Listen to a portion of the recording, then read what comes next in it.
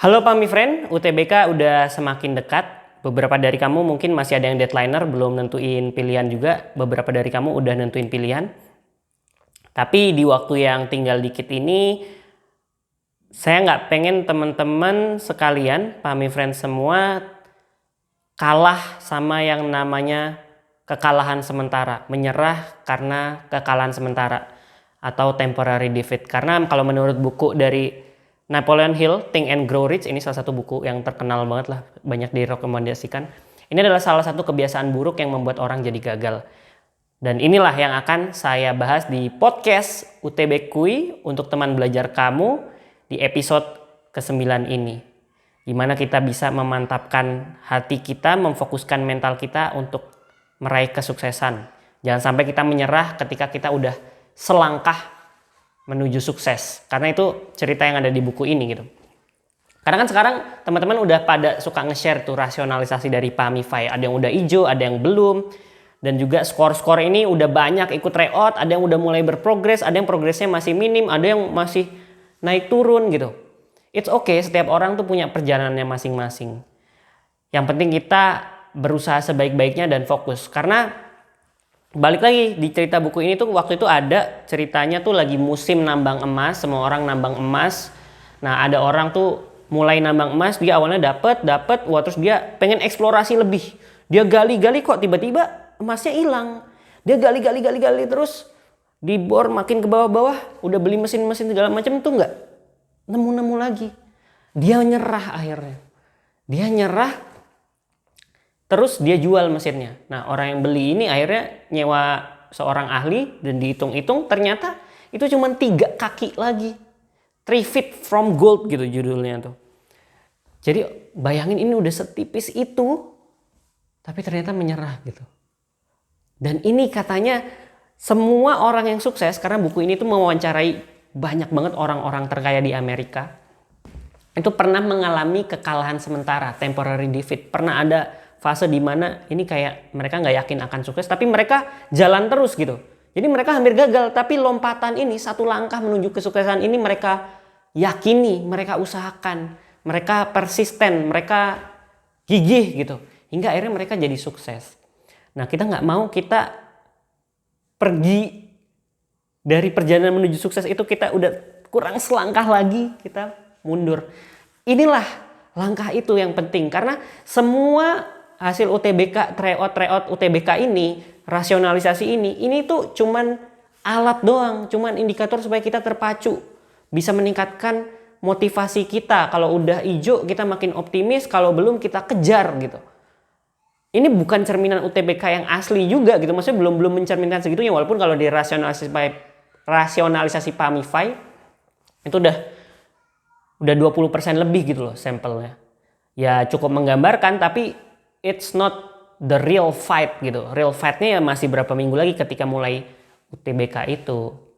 Dan ini mengingatkan saya juga gitu, buat yang belum menentukan pilihan, mungkin ada perasaan takut gagal gitu kan, karena mungkin sekarang targetnya tuh segini, tapi yang kita raih masih di bawahnya gitu.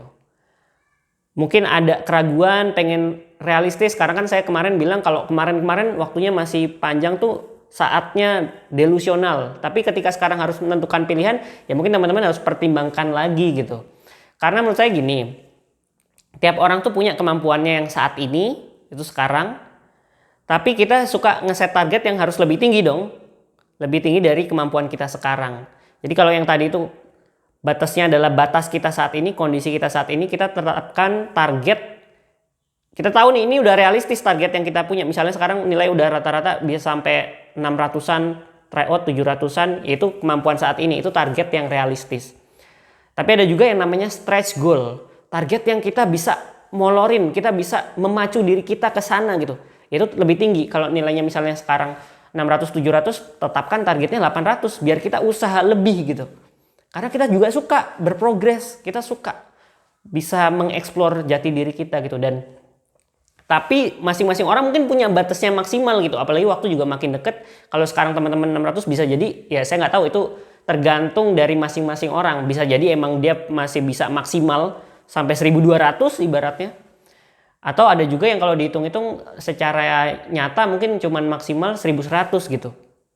Tapi itu kita nggak tahu, kita tuh sehebat apa, di mana batas kemampuan kita yang sesungguhnya kita nggak tahu. Makanya kita harus senantiasa menantang diri kita gitu dengan menetapkan target yang lebih tinggi, sedikit lebih tinggi dari yang kita punya gitu.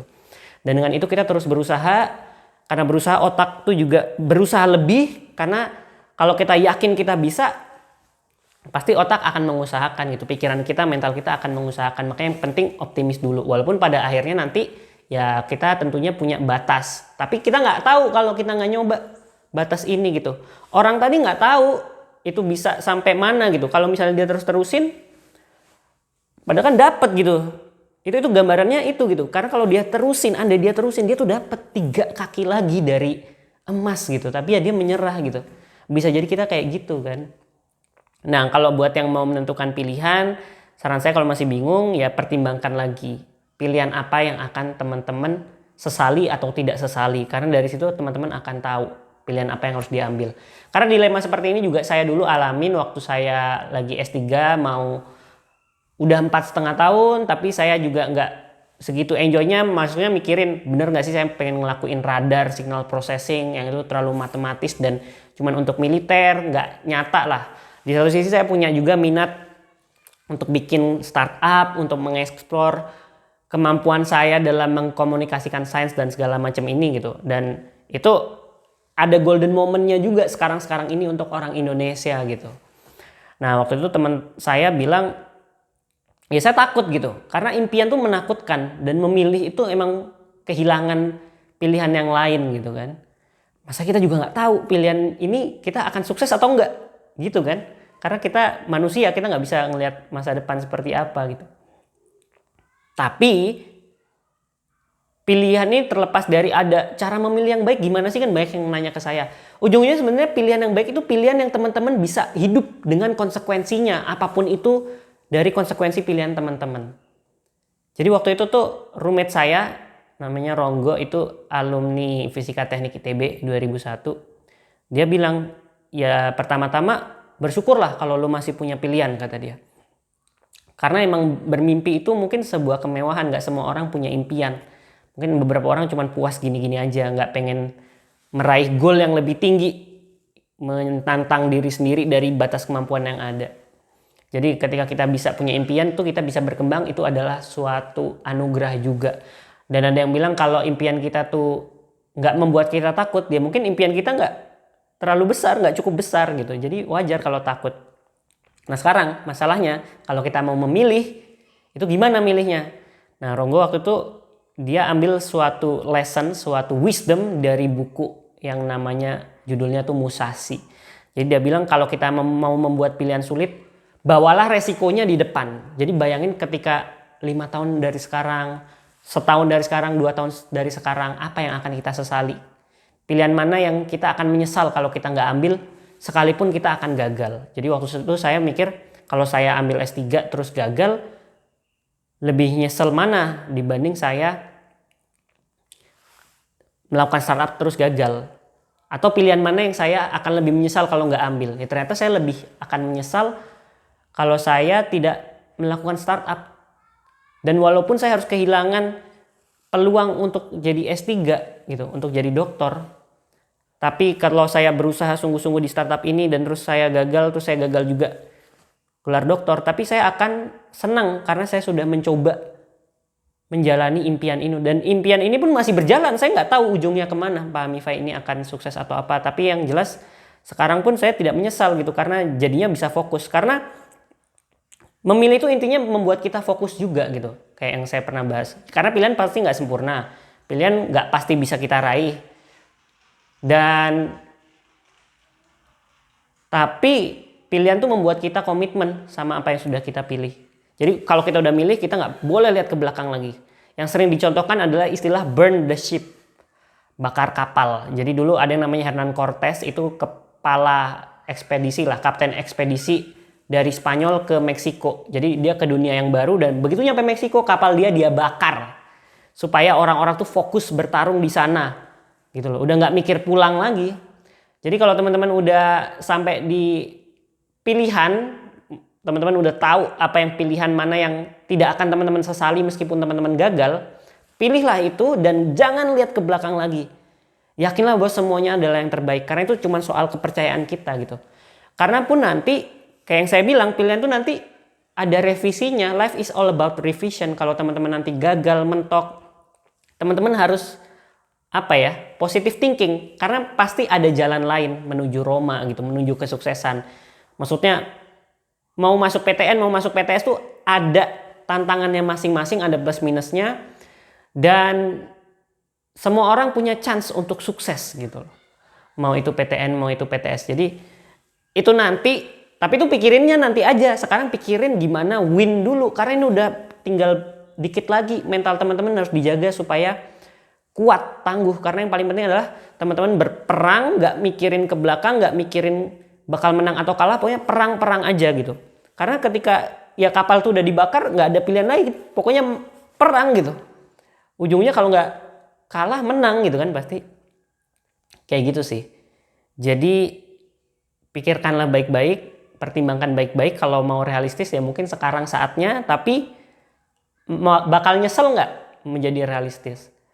Karena semua ini bukanlah akhir. Saya juga dulu pernah ditolak ITB waktu ujian saringan mandirinya, tapi akhirnya saya coba lagi nekat SPMB, SBMPTN-nya dan masuk. Walaupun waktu itu nilai tryout saya juga nggak pernah ijo lah kasarannya.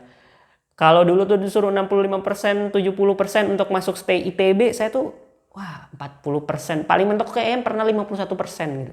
50-an%. Susah gitu waktu itu. Tapi saya nggak nyerah. Karena itu, ini semua bukan akhir. Peperangan yang sesungguhnya di UTBK. Jadi siapkan mental teman-teman. Bisa jadi teman-teman udah selangkah menuju kesuksesan. Dan apapun yang terjadi, yakinlah bahwa itu yang terbaik ketika teman-teman sudah membuat pilihan. Gitu aja. Tetap semangat, tetap berprogres. Bisa jadi habis ini teman-teman bisa berprogres tiba-tiba melonjak gitu. Kita nggak tahu. Yang penting usahanya balik lagi dibikin efektif belajarnya.